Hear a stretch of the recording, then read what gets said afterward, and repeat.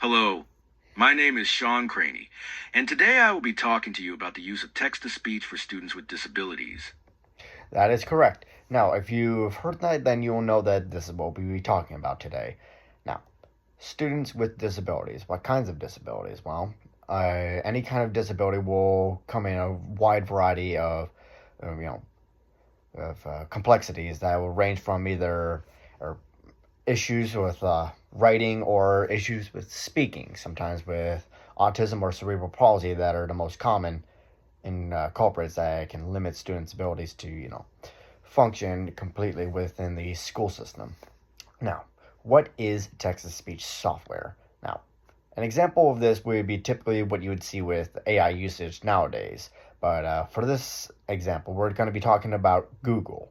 Now, Google has a built in program in all of its devices that allow for or anyone to essentially type in whatever they want to have said, so long as it is spelled correctly, uses correct punctuations, and also is in a complete sentence to basically say whatever they said, much like what I just used here today to start my introduction.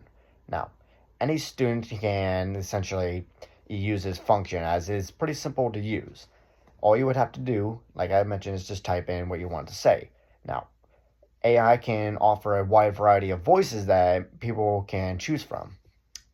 Voices that they believe can, give them the best way of presenting themselves to others who may have certain difficulties speaking or cannot speak at all. Now, it's not just text to speech that I want to also talk here today, it's also speech to text. Now, just like what I mentioned earlier, that Google has these programs built in, speech to text is basically the same side of this coin here.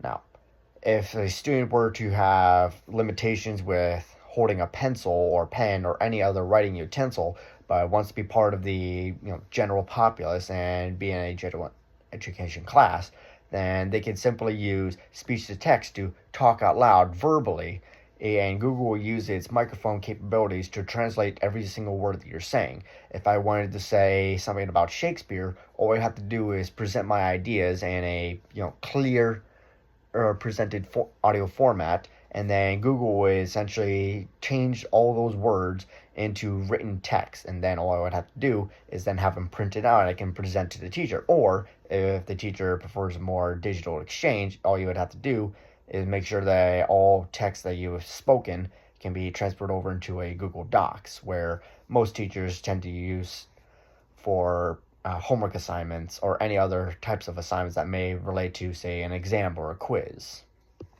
Now, some people will say that speech to text or text to speech is a bit of an expensive device and a assistive technology. And well, some schools who cannot afford, say, Chromebooks or iPads that allow these types of functions, they might be correct. But for students who do have access to these devices, text to speech and speech to text are already built in, which are of no extra cost to that school. And if the school chooses not to use Google for whatever reason, there are a wide variety of already available AI programs that can allow students to use for no extra cost to their disabilities, such as with Gemini AI or ChatGPT. Now, frowned upon when using to, say, plagiarize, but it is a great tool in this part of the 21st century to use that can make students truly feel that they're no different than any other student.